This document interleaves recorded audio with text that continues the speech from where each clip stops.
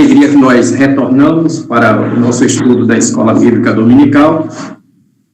Hoje ainda não é possível fazermos a escola na igreja, mas estamos já estudando a viabilidade de, no próximo domingo, realizarmos nossa EBD na igreja, tomando todas as medidas de acordo com o decreto da Prefeitura, e de maneira que também vamos providenciar a forma também de transmitir a EBD, transmitir também o culto no domingo à noite, na quarta-feira, também para aqueles que não podem chegar até a igreja, de acordo com o decreto, de maneira que todos possam participar.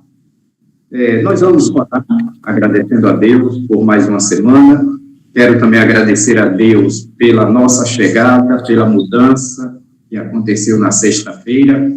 Agradecer a todos os irmãos que cooperaram, também ajudaram no momento também desta mudança. Nós vamos orar. Eu pedi ao irmão Hildo para dirigir esta oração. Oremos. Santo e eterno Deus, grandioso Pai, agradecidos estamos ao Senhor por mais um dia que nos concede, Pai, de vida, com saúde, em paz.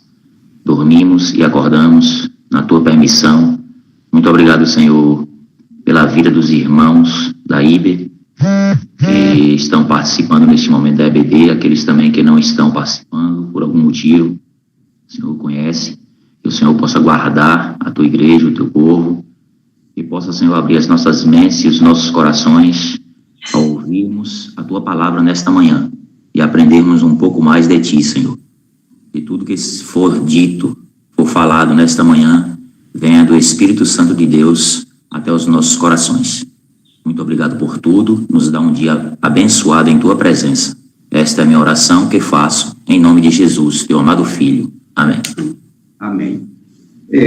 Ainda continuamos no capítulo 6 do livro Discipulado, de maneira que ainda este capítulo ele vai prosseguir na próxima semana, pois ele ainda contém 4 tópicos que são relevantes para o nosso estudo, de forma que não existe nenhuma necessidade de fazermos um estudo muito corrido e sem aproveitar a essência do texto, de tudo aquilo que contém naquele livro e também dos textos bíblicos que são apresentados.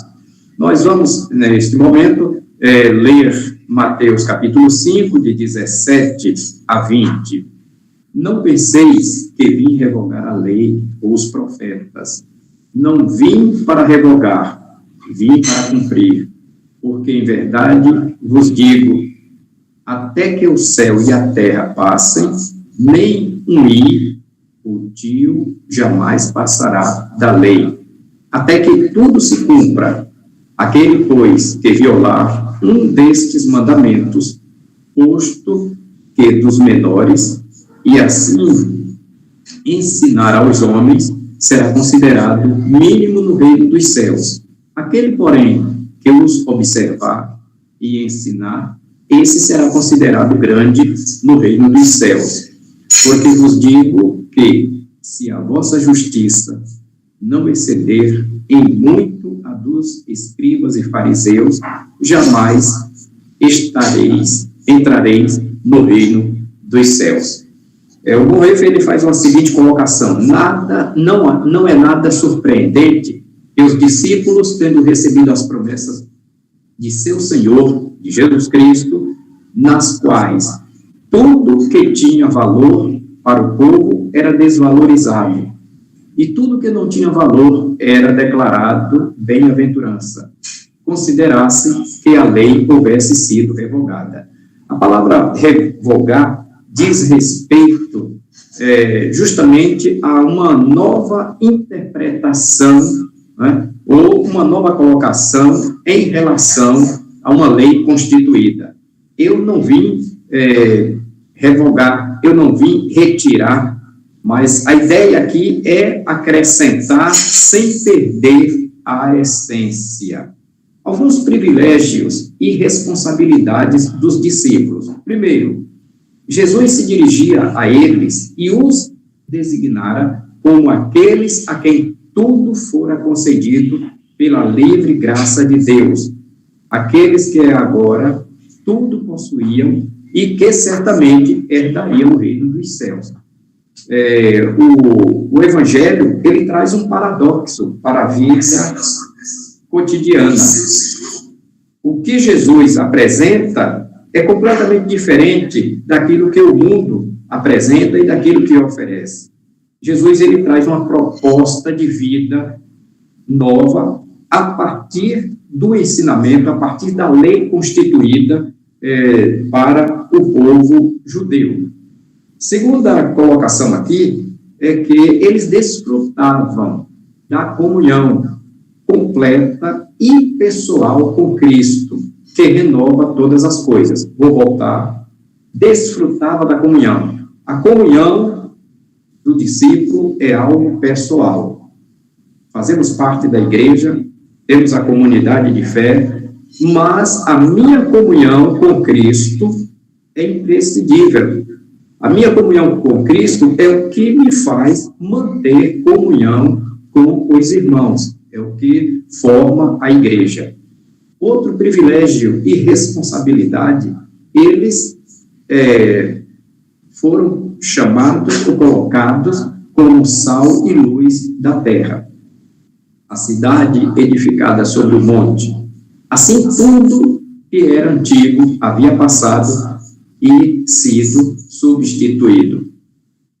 Essa questão do que era antigo, o que havia passado, lembramos de Nicodemos. Foi conversar com Jesus e perguntou o que é necessário para herdar a vida eterna. E Jesus conversa com Nicodemos e fala que necessário vos é nascer de novo. O que é nascido da carne é carne. O apóstolo Paulo vai falar sobre o novo nascimento, dizendo o seguinte, que todas as coisas são passadas. Eis que quem está em Cristo, nova criatura é. Jesus, ele diz, pensais que vim cumprir a lei ou os profetas? Eu vim para revogar, não para cumprir. Então, como entender isso?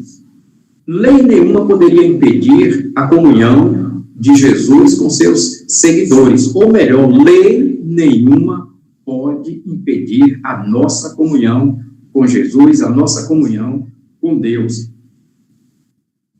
Vivendo esse momento de pandemia, as igrejas tiveram que fechar, alguns lugares não podem ainda abrir, mas isso não impediu a nossa comunhão, a começar de forma individual, particular, em casa, mantemos a nossa comunhão e de forma coletiva este recurso que temos utilizado. Então, outra coisa importante é que o discipulado é compromisso direto com Jesus.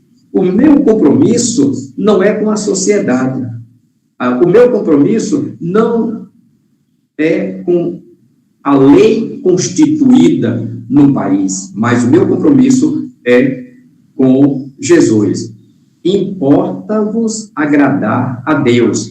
E para agradar e fazer a vontade de Deus, para estar no centro da vontade de Deus, muitas vezes precisamos, vou usar aqui, descumprir uma lei estabelecida, lei que fere os princípios da palavra de Deus. Voltando aqui, o discipulado é compromisso direto com Jesus. Duas lições diferentes. Primeiro, o compromisso com a lei ainda não se caracteriza como discipulado. A pessoa pode entender a lei, ler, estudar, entender, mas não significa dizer que ele já é um discípulo. Lembremos-nos daquele jovem que é chamado mancebo ou jovem de qualidade. Senhor, eu tenho cumprido a lei desde a minha infância. Eu guardo a lei. E o que é que eu preciso fazer para herdar o reino dos céus? Jesus se dirige para aquele jovem e diz: vai, vende tudo que tens, divide com os pobres e segue-me. E diz a palavra de Deus que aquele jovem foi e não retornou. Ele conhecia a lei, mas isso não o caracterizou como discípulo, porque o compromisso dele com a lei não, ou melhor, o limitava em relação ao compromisso com Cristo. Segunda lição é que o compromisso com a pessoa de Jesus Cristo, sem lei, não pode ser considerado discipulado. Observe, Jesus não veio anular a lei. Ele não veio anular.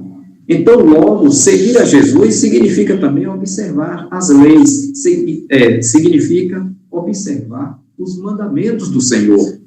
Não tem como querer seguir a Cristo sem observar a palavra de Deus. Não tem como querer ser um discípulo sem estudar a palavra de Deus. Questões para se pensar.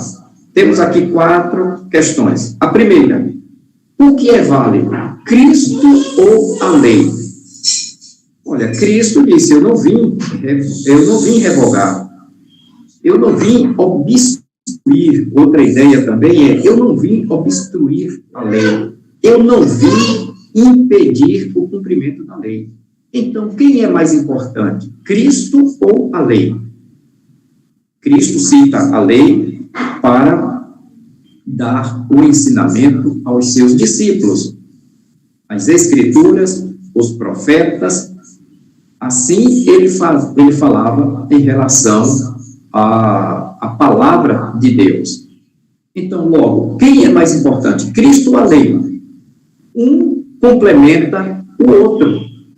Um dá direcionamento ao outro. Cristo nos ensina que é necessário obedecer, é necessário entender, é necessário cumprir esta lei. Segunda questão: com que estou comprometido? Qual é o meu compromisso? O meu compromisso é com que ou com quem? Primeiro, o meu compromisso tem que ser com Deus.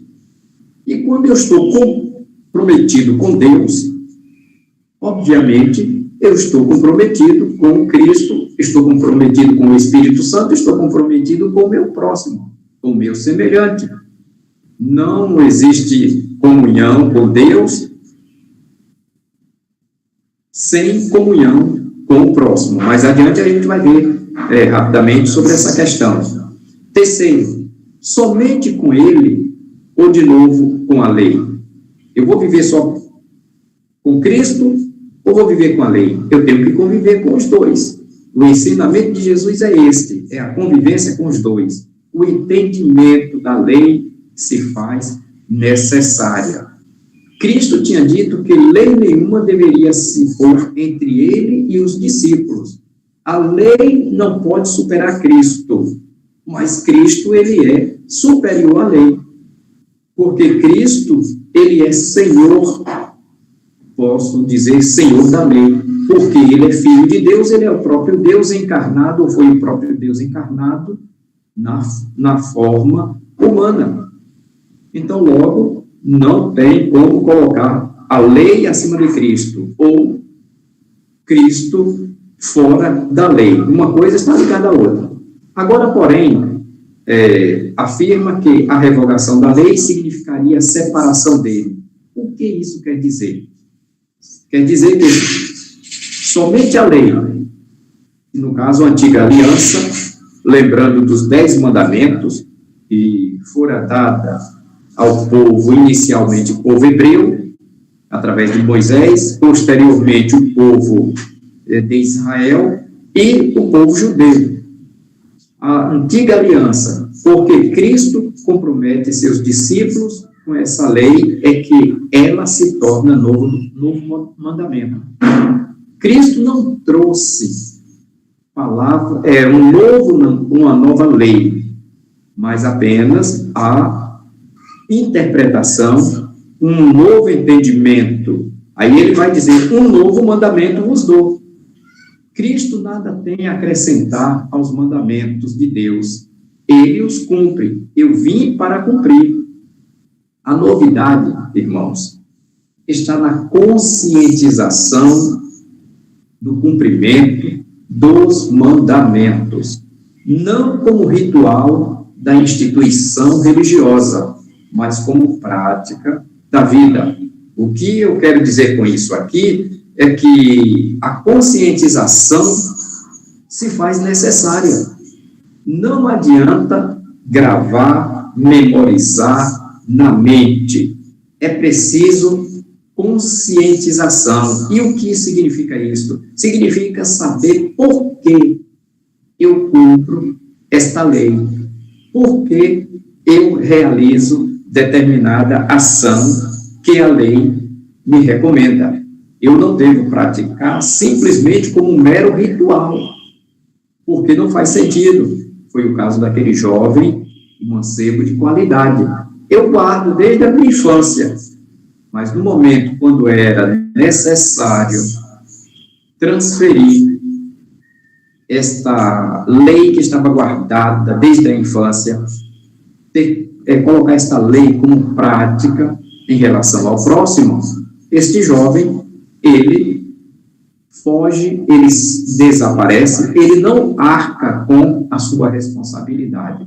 Então, logo, a conscientização, ela vai gerar uma prática devida. E não precisa um líder estar mandando. Claro que nós incentivamos, ensinamos, doutrinamos a igreja a praticar, a estudar, entender, conhecer a palavra de Deus e praticar. Nós não podemos forçar ninguém a fazer, a cumprir a lei divina. A fim de evitar os dois equívocos, Jesus estabelece a lei como sendo a lei de Deus. Nós precisamos ter cuidado com aquilo que, dentro da igreja, aquilo que é lei de Deus e aquilo que é, vou usar aqui, lei de homens, lei humana. Às vezes nós criamos determinados preceitos dentro da igreja, ou conceitos, que fogem da palavra de Deus. A palavra de Deus, ela é clara. A palavra de Deus, ela é objetiva. Não tem como fugir desta objetividade da palavra. Então, logo, Deus, ele é o doador e senhor da lei. E ele e ela só é cumprida na comunhão pessoal com ele. É impossível o cumprimento da lei sem a comunhão com Deus. A primeira condição é válida para os judeus e a segunda para o iminente mal-entendido dos discípulos. Os discípulos achavam que eles não precisavam cumprir a lei. Por isso que Jesus faz esta colocação. Eles achavam que o fato de estarem com o mestre, recebendo novos ensinamentos, os isentava da responsabilidade para com a lei. Eu estou falando, mas à medida que estamos aqui falando, ensinando, qualquer irmão que tiver alguma dúvida, o irmão pode acessar, pois aqui é uma escola bíblica, escola dominical, né? Para que não fique só aqui o pastor, o professor, ensinando. Então, se o irmão tem alguma dúvida, então o irmão fala. Então, vou fazer parar um pouquinho. Algum irmão tem alguma colocação que gostaria de fazer?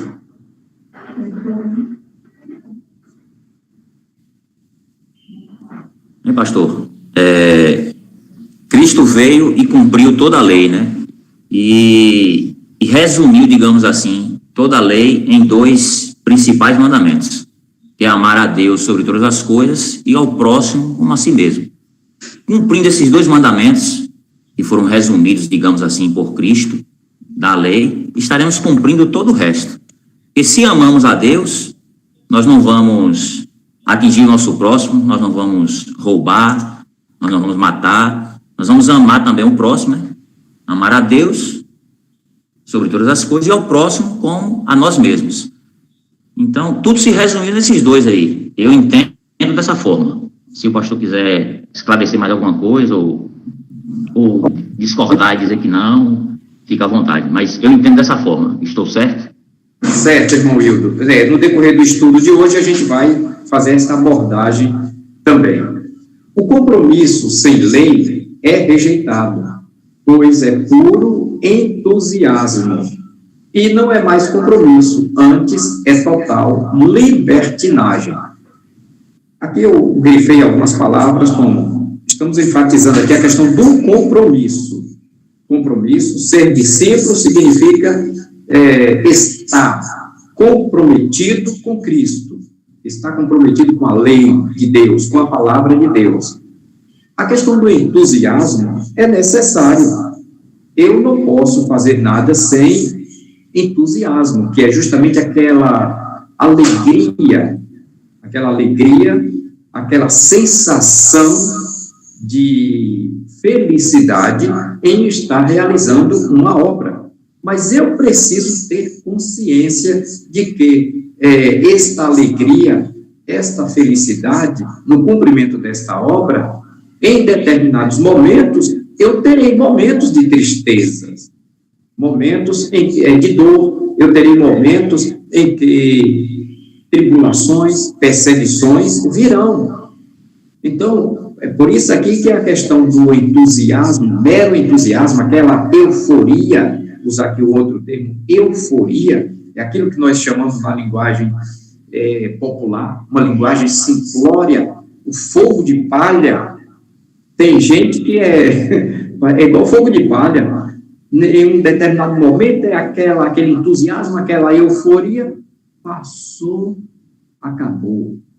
Eu gosto muito de comparar essa euforia como aquele estado de êxtase pós um retiro, um simpósio, um congresso, algum evento que a gente participa. A gente volta com toda aquela alegria e quando eu chegar, no sentido de igreja, quando eu chegar, quando eu voltar, eu vou fazer. Vai passando os dias, a gente esquece. A lei deve ser praticada como, de fato, ele a praticou. Cristo não rejeitou a lei. Ele não chegou dizendo, eu sou Cristo. Todo o ensinamento passado pode jogar fora. Entendeu? Todo o ensinamento passado pode jogar fora. Na década de 90, basicamente, 90, começo do ano 2000, né? Mas basicamente década de 90. Chegou eu chamo enlatado, um pacote, né, para as igrejas, onde o título era Igreja com Propósito. Agora, eu perguntei na época, quer dizer que todo o trabalho que temos realizado no decorrer de nossa história eclesiástica e história denominacional foi sem propósito? Quantas igrejas foram abertas? Quantas igrejas nós iniciamos do zero e nós não tínhamos propósito? Quer dizer, eu entendo que a igreja, ela trabalha sempre com um propósito, com um objetivo. E muitos se enveredaram por aquela história da igreja com um propósito, aí depois surgiu mais novos pacotes, e enlatados, e assim foi. Quem permanece com Cristo no discipulado, com ele cumpriu a lei. Pratica e ensina a lei do discipulado. Compromisso com Cristo é isto. Compromisso com a lei é praticar esta lei, é ensinar esta lei. E quando se fala de lei aqui, não é meramente uma lei que, no momento que você deixa de cumprir, você é punido. A lei de Cristo é ensinamento para uma vida de qualidade. Ele mesmo disse, eu vim para que tenham vida e tenham em abundância. Eu gosto da palavra qualidade. Vida com qualidade. Na comunhão com Jesus, só pode permanecer aquele que cumpre a lei. não é lei, mas a justiça que excede, o que distingue o discípulo do judeu. A justiça dos discípulos que deve exceder a dos fariseus. Esta palavra exceder, ela traz um grande sentido para a igreja. O que eu faço deve ir além daquilo que é recomendado pela sociedade, pelas leis sociais, no sentido da prática do bem, no sentido de oferecer o melhor para o meu próximo. Isso é tão interessante, e eu já falei, parece que em outro momento, sobre a questão da qualificação profissional. Quando você se qualifica em uma profissão, em um serviço, em uma atividade, você terá clientes. E o seu cliente, ele vai à tua procura. Para você precisa ser qualificado e você precisa oferecer um serviço de qualidade. Porque se o teu serviço não é de qualidade, não tem como você permanecer no mercado. Vamos pensar um pouco, pegando esta palavra exceder. Em que consiste a justiça dos fariseus? Olha, a justiça dos fariseus era uma justiça ritual. Vamos lembrar da parábola do samaritano. Quem estava caído? Não sabemos se era um judeu, se era um samaritano, ninguém sabe quem era aquele homem. E ao passar ali, primeiro nós temos quem? Um sacerdote, alguém que conhecia a lei profundamente, conhecia, ensinava e dizia praticar esta lei. No momento que é necessário fazê-lo, ele não faz. Em seguida vem quem? O levita, alguém também que conhecia a lei, que estava no templo diariamente, mas que passou de lado. E depois vem um samaritano, que era considerado alguém impuro, nojentos aqui, para o judeu. E justamente aquele homem, que não valia nada para a sociedade judaica, foi quem realmente excedeu a justiça dos fariseus, ou dos doutores da lei. Aquele homem foi quem cuidou do próximo, ele não quis nem saber quem era. Em que consiste a justiça dos discípulos? Em que consiste a nossa justiça? A nossa justiça é uma justiça que vem de Deus. Acontecem coisas em nossa sociedade que ficamos revoltados. Eu gosto, às vezes, de falar do ponto de vista humano e do ponto de vista divino. Exemplo, a pena de morte.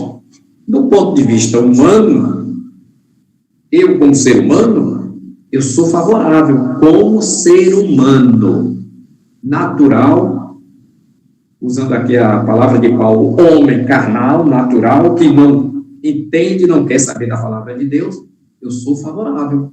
Agora, do ponto de vista divino, aí eu sou contra. Porque Deus dá a oportunidade de arrependimento. Então, logo, não tem porquê eu aceitar a pena de morte. Ah, mas o indivíduo praticou crimes bárbaros. Eu não sou juiz diante dele, juiz divino. Deus, claro, ele tem um julgamento humano, pelas leis constituídas, e ele terá o julgamento divino, caso ele não venha se arrepender. Então, a minha justiça é a justiça de Cristo. A minha justiça é a justiça que a palavra de Deus nos mostra, que é amar a Deus sobre todas as coisas e amar ao próximo como a ti mesmo. Aí o irmão Hildo fez uma colocação há pouco em relação ao entendimento. deste novo mandamento, ou desta nova forma de entender, de compreender a lei de Deus. Amar a Deus sobre todas as coisas e ao próximo como a ti mesmo. Observe que não tem aqui separação. Não adianta afirmar que ama a Deus sobre todas as coisas, mas rejeita, despreza o próximo.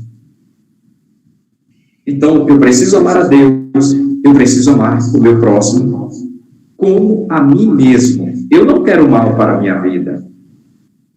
Assim também, eu não quero mal para o meu próximo.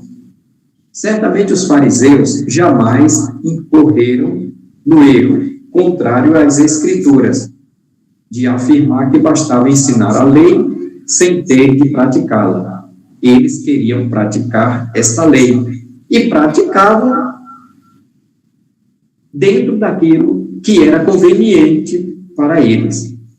Ah, Senhor, graças te dou porque eu não sou como os demais pecadores. Claro que aquelas palavras foram palavras de arrogância, né? Palavras arrogantes. Aquele homem não se colocou numa posição de humildade.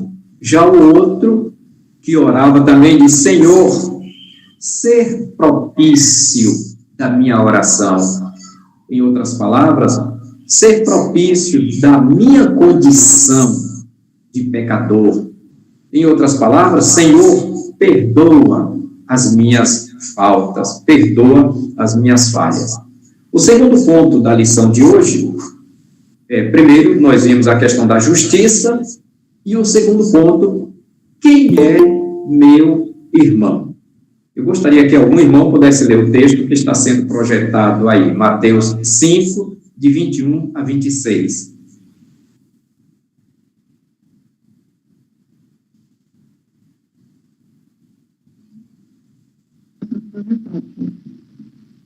Ouvistes que foi dito aos antigos: não matarás, mas qualquer que matar será réu de juízo. Eu, porém, vos digo que qualquer que, sem motivo, se encolerizar contra seu irmão, será réu de juízo. E qualquer que disser a seu irmão, raca, será réu do sinédrio. E qualquer que lhe disser, louco, será réu do fogo do inferno.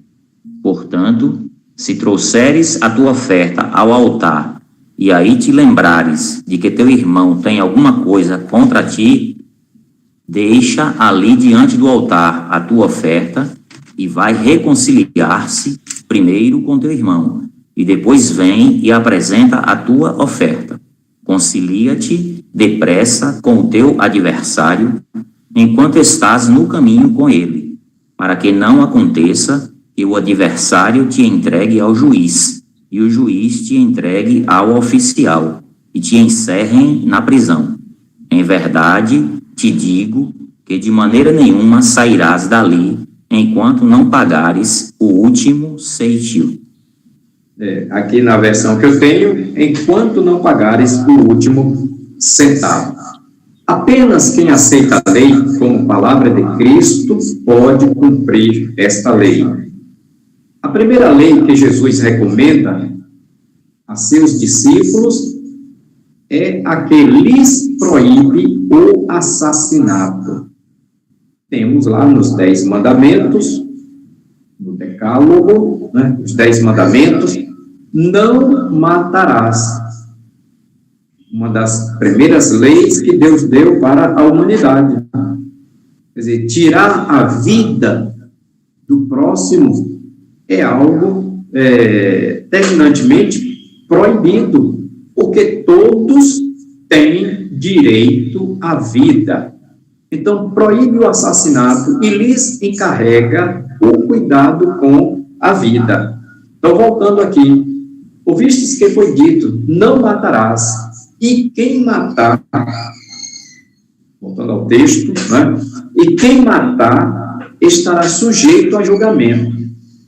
A lei dizia isto, matar no sentido físico, tirar a vida no sentido físico. Aí Jesus vem e diz o seguinte: eu, porém, vos digo que todo aquele, olha aqui, ó, todo aquele, isso aqui é um adendo, né, sem motivo, se irá contra seu irmão, estará sujeito a julgamento.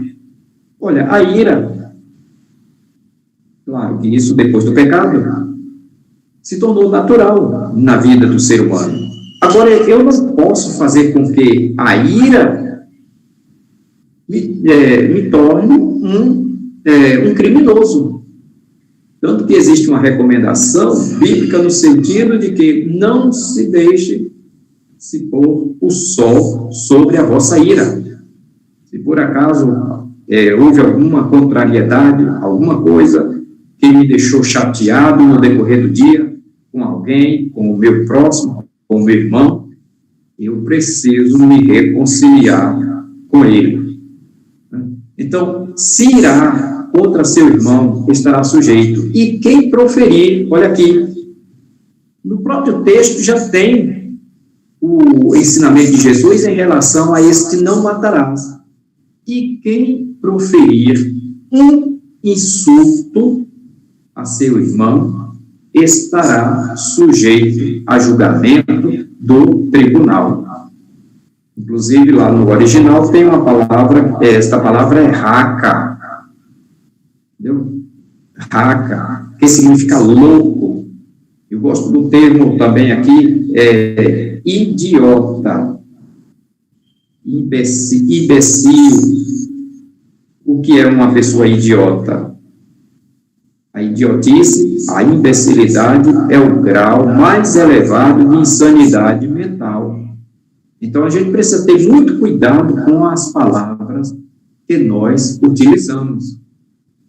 Então, a palavra, ela tem peso. A palavra, ela tem efeito, tanto positivo como negativo. Então, aquele que insultar, aquele que proferir, né, uma palavra que venha machucar seu irmão, aí Jesus vai dizer aqui, é digno de juízo. E quem lhe chamar de tolo estará sujeito ao inferno do fogo. E quem nunca não já passou por isso, né, pastor? Oi? Quem nunca não passou por isso aí, de se encolerizar com outro irmão, Sim, se irar e chamar o outro irmão de idiota, de bobo, de louco, de imbecil. Eu acho que isso já, muitas pessoas já viveram isso, eu já vivi essa situação, e a Bíblia diz aí, né, conforme o texto aqui, que é passivo de juízo, né? É passivo de juízo quem age dessa forma. Então, por isso que temos que estar sempre vigilantes e controlar o nosso instinto, né, a nossa ira, para não incorrermos nesse erro, né? Exatamente, né? Então, Jesus, ele é bem claro, né? E muitas vezes, como o Hildo falou, muitos chamam de idiotas naquele momento assim da raiva, de imbecil, mas muitas vezes não sabe nem o significado, fala naquele momento da raiva, mas quando for parar para olhar e analisar o significado, aí depois vai até parar para refletir o que significa, né? Exatamente. Então, é por isso que é importante a gente conhecer o significado, o sentido das palavras. Isso me faz lembrar, eu fui pastor em uma igreja em Recife, e tinha um irmão lá na igreja, ele não tinha muita assim, formação no sentido de estudo, e ele gostava de gravar palavras bonitas, e às vezes ele pronunciava determinadas palavras achando que estava elogiando a pessoa, e ele não sabia realmente o significado daquela palavra. Então, a gente precisa saber. E quando a gente não sabe, a gente tem que buscar conhecer o sentido desta palavra. Então, o que significa este assassinato? Quem se irá contra seu irmão, quem lhe dirigir palavras ofensivas, quem o difamar, a difamação, inclusive, existe lei em nossa sociedade. Né? Existe lei, se uma pessoa dirige palavras ofensivas, eu tenho o direito de ir a juízo contra aquela pessoa. Se uma pessoa me difama, fala aquilo que realmente eu não sou, nem que eu fiz, eu tenho direito de ir a juízo. E a questão também da calúnia. A calúnia, que também é semelhante a difamar, né? A calúnia, que é levantar falso. Não dirás falso testemunho contra o teu próximo. Então, eu só posso afirmar aquilo que realmente eu tenho conhecimento de causa.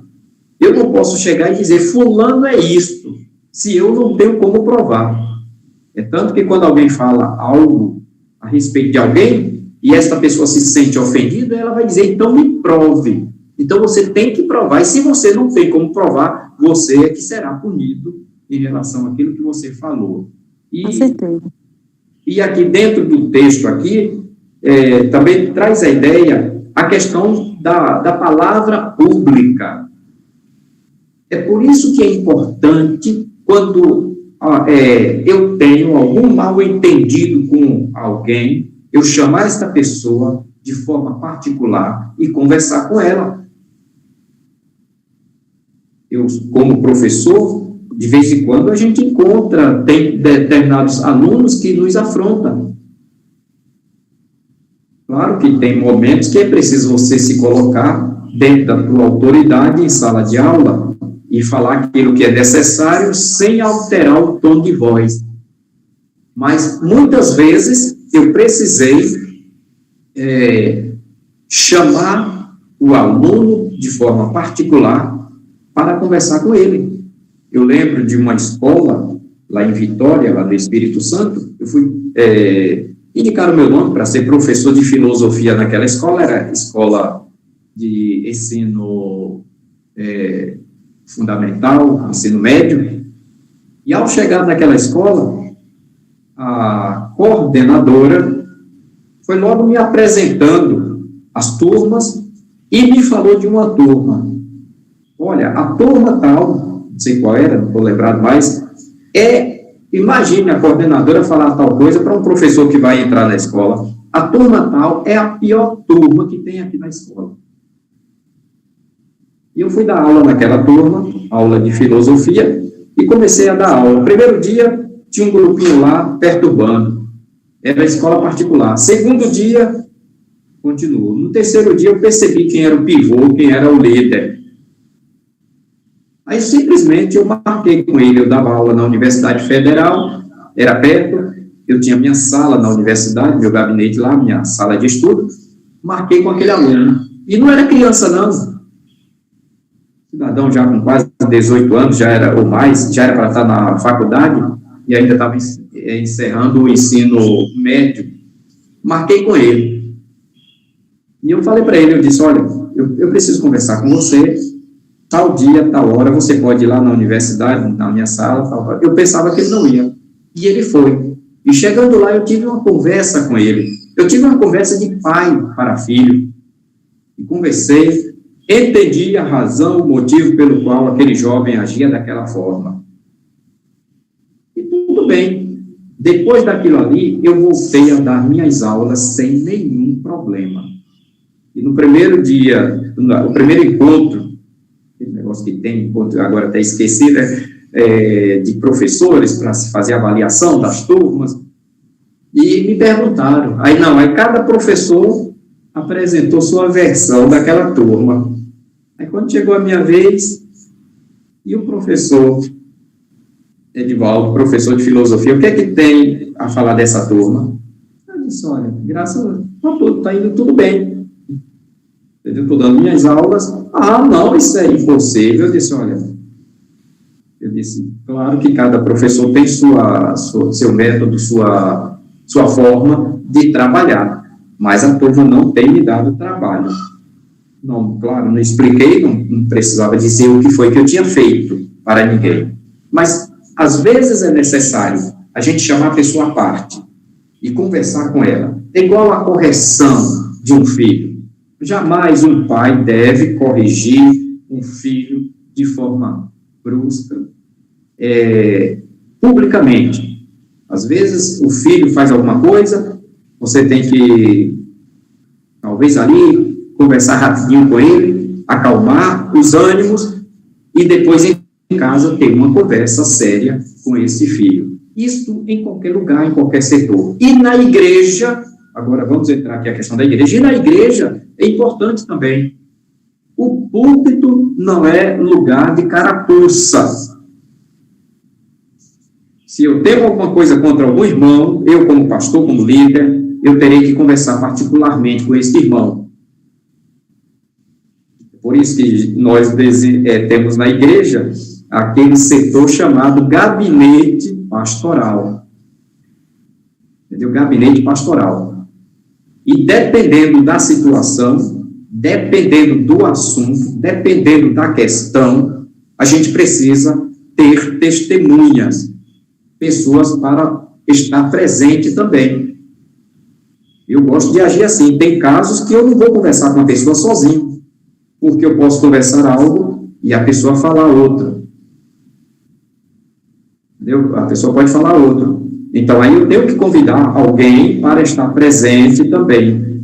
Né? Então, lembrando que na igreja nós precisamos de transparência para com os irmãos, para com todos. Né? Porque ninguém é melhor do que ninguém. Precisamos ter em mente que a igreja é uma comunidade espiritual, uma comunidade livre, onde todos estão ali de livre e espontânea vontade. Claro, vontade esta que vem mediante o chamado de Cristo, como já falamos. Entrando aqui no assunto, igreja dos discípulos. A igreja dos discípulos de Jesus, ela deve avaliar-se em algum lugar. Não errou em relação aos irmãos, se não é culpada com o mundo, pelo ódio, pelo desprezo, pela difamação e, portanto, pelo assassinato do irmão. O que eu quero dizer, pegando também as palavras do Dietrich Bonhoeffer, é que muitas vezes nós assassinamos irmãos. Não aqui assassinar no sentido de tirar a vida física, né? Tirar a vida física. Em palavras, né, pastor? Assassinamos no sentido de que, dependendo do que o irmão praticou, e no passado a coisa era pior, porque o irmão era colocado publicamente, era inveja. Hoje tem leis que protegem o cidadão. Então, a igreja precisa ter muito cuidado no momento de disciplinar, usar aqui esse termo, disciplinar alguém. Eu como pastor, claro que quem vota é a igreja, mas eu nunca coloquei ninguém para fora da igreja. E quando uma pessoa precisa ser retirada, aí a questão também até do termo, né? Excluída e retirada. Quando a pessoa precisa ser retirada do rol de membros da igreja, a igreja precisa ter recursos de tal maneira que não venha a ferir esse irmão. Né? Então, logo, a igreja dos discípulos de Jesus deve investigar-se ao apresentar-se diante de Deus para orar e adorar.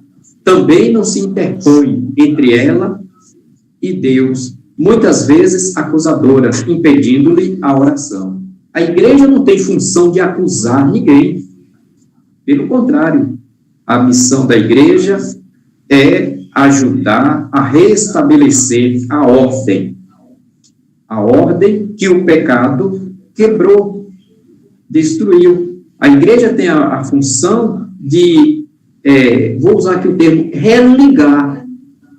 Por isso que o termo religião vem lá do latim, religare, que significa ligar aquilo que foi quebrado, e o ser humano em pecado, ele está quebrado, destituído, afastado da glória de Deus. Então, a igreja tem a função de ligar, a igreja não tem a função de desligar. Agora, claro, se a pessoa chega ao ponto de dizer, eu não quero mais fazer parte da igreja, eu não quero mais fazer parte da comunhão, eu não quero mais servir a Deus, a igreja não pode fazer nada por esta pessoa. Ainda vivemos no tempo da graça, pois ainda há um irmão ao nosso lado. Ainda estamos com ele a caminho. Diante de nós está o juízo. Ainda podemos buscar o acordo. Ainda podemos pagar a dívida a quem somos devedores. Eu costumo dizer que perdoar não é fácil. Não adianta abrir a boca e afirmar, eu perdoei, quando o coração ainda está com mágoa, com raiva, com ira. Alguém pode até achar isso um absurdo, mas eu levei 22 anos, também não tive a oportunidade de resolver uma questão entre eu e um colega, amigo, que eu considerava irmão. Eu não tive a oportunidade de encontrar esta pessoa. E sempre eu orava a Deus, pedindo a Deus que Deus me desse a oportunidade de ter um encontro com aquela pessoa. E depois de 22 anos, eu tive a possibilidade de me reencontrar com aquela pessoa. E quando eu me encontrei com ele, nos abraçamos, convivemos uma semana, que estávamos era período de final de ano, ele com a sua família. Eu não toquei no assunto, não falei nada, mas a nossa comunhão foi reestabelecida.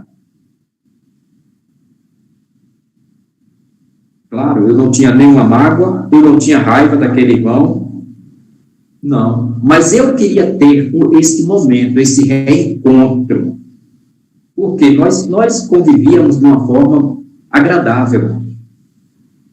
A nossa convivência era algo muito bom, mas houve algo que envolvia a instituição religiosa, que isso me fez ficar distante dele.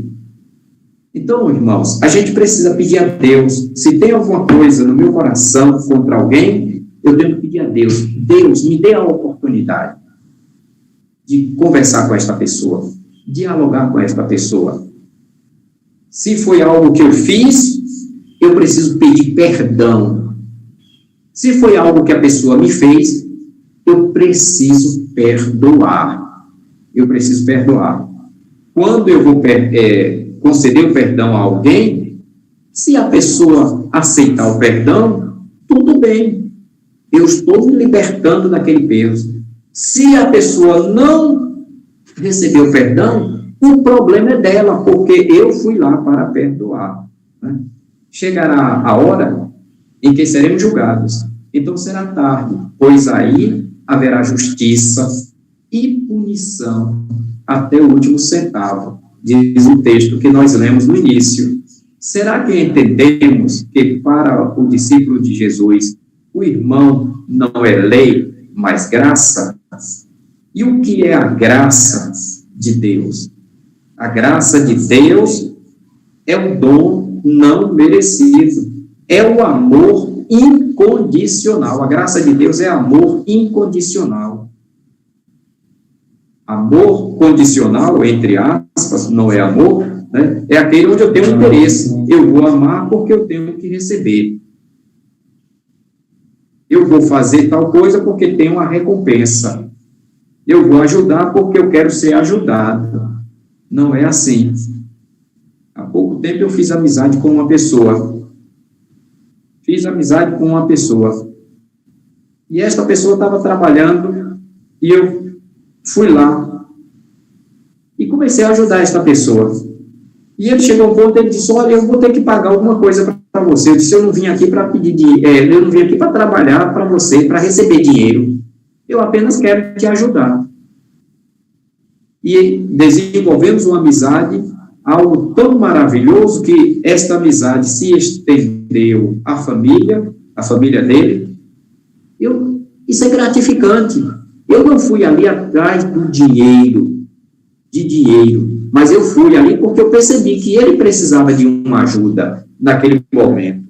Então, a graça de Deus nos impulsiona a fazer aquilo que é o melhor, sem buscar retorno. É graça poder entrar em acordo com o irmão e fazer-lhe justiça. Dai a Deus o que é de Deus e a César o que é de César. E também é graça poder reconciliar-se com ele. Tem coisa melhor do que a reconciliação. O irmão é a nossa graça diante de Deus. O único que pode falar assim conosco é aquele que, como nosso irmão, tornou-se para nós graça, reconciliação e salvação do juízo. Quer dizer, através de Cristo, nós temos a possibilidade, ou tivemos a possibilidade da reconciliação espiritual. Recebemos a salvação do juízo eterno. Quem está em Cristo, nova criatura é, as coisas velhas se passaram e tudo se fez novo. Não há julgamento. Aqueles que estão em Cristo não serão julgados. Mas aquele que não está, aquele que não quis receber a mensagem de Deus, de Jesus, a graça de Deus, este sim já está condenado. Está escrito no Evangelho de João, no capítulo 1, a gente lê geralmente o verso João 3,16, ou melhor, capítulo 3, né? Mas dentro daquele capítulo encontramos tais palavras. Servir ao irmão, entrar em acordo com ele, fazer-lhe justiça e conceder-lhe o direito à vida é o caminho da abnegação, o caminho da cruz.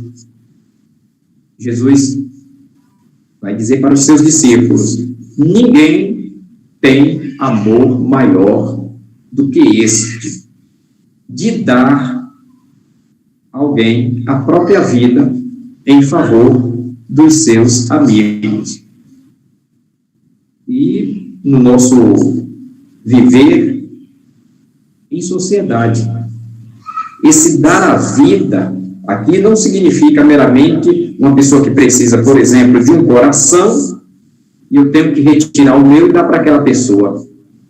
Mas dar a própria vida aqui é quando você se entrega a uma causa em prol, em benefício do próximo. E no nosso dia a dia, precisamos ter em mente que o meu próximo, ele é a coisa mais, usando aqui esse termo coisa, é a coisa mais importante, é o meu próximo. Tudo que eu faço, eu tenho que fazer pensando nele e para o bem-estar dele. Porque eu afirmo que amo a Deus, eu afirmo que eu sirvo a Deus, eu afirmo que eu adoro a Deus. Assim é o amor do crucificado. Portanto, essa lei só se cumpre na cruz de Jesus. Com o entendimento da cruz de Jesus, o sofrimento, o sacrifício, tudo que Jesus fez, nós também nos portamos como discípulos. Ser discípulo é entender o processo de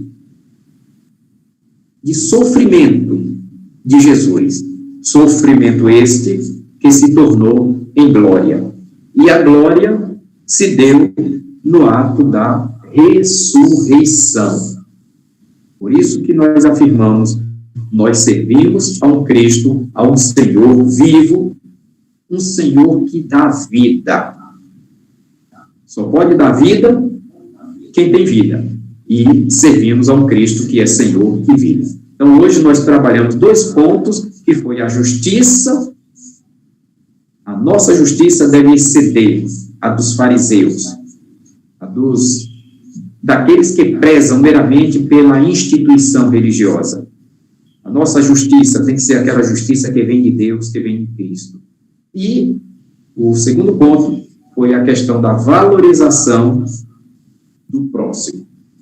Próximo domingo nós retornaremos, onde tem alguns pontos importantes, inclusive a questão da mulher. entendeu? O valor, a importância, né, dentro da igreja, na sociedade, a questão da verdade, volta também a questão a vingança e o inimigo. São 4 pontos interessantes ainda dentro desse capítulo. Aí no próximo domingo nós encerraremos. Algum irmão tem alguma outra colocação? Tem mais alguma colocação dentro daquilo que nós falamos?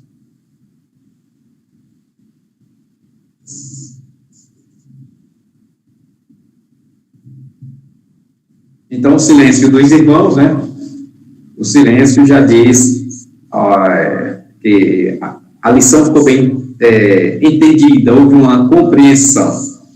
À noite nós retornaremos às 19h30 com o culto, transmitindo assim a palavra de Deus para os irmãos, onde também aqueles que desejarem ter uma participação estarão participando, onde também agradecer a Deus e também interceder, né? Interceder por aqueles que estão sofrendo. E, finalizando aqui, eu gostaria apenas de dizer, já mandei a informação para os irmãos, eu vou chamar de irmã Zilda, que temos orado por ela há quase 2 meses, pela misericórdia de Deus, pela graça de Deus, ela já está em casa. Eu tenho dito que foi um milagre da parte de Deus. Um milagre da parte de Deus para aquela vida. Deus tem um grande propósito na vida de Zilda. Inclusive, a reconciliação dela, é uma pessoa afastada de Deus, a reconciliação de mais 2 irmãs, que também eram evangélicas, estavam afastadas da igreja, né? Ela tem uma irmã que é casada com um pastor, e continuamos orando pela mãe dela, que ainda não aceitou a Jesus, é uma pessoa que está envolvida com o espiritismo, né? E de maneira que precisamos continuar orando pelo restabelecimento final de Zilda e que ela venha a testemunhar da graça de Deus, da misericórdia de Deus, do amor que Deus teve para com ela. Agradeço aos irmãos, em nome da família, os irmãos que têm orado por aquela vida, e que continuemos com esta atitude de oração. Nós vamos agradecer a Deus, finalizando aqui este momento. E eu peço a um outro irmão ou irmã, né, que queira fazer esta oração de gratidão. Oremos. Senhor Deus, amado Pai, mais uma vez na Tua palavra, Senhor. Mais uma vez estou aqui grata, feliz, satisfeita, juntamente com todos os irmãos que ouviram aqui a palavra do pastor Edivaldo.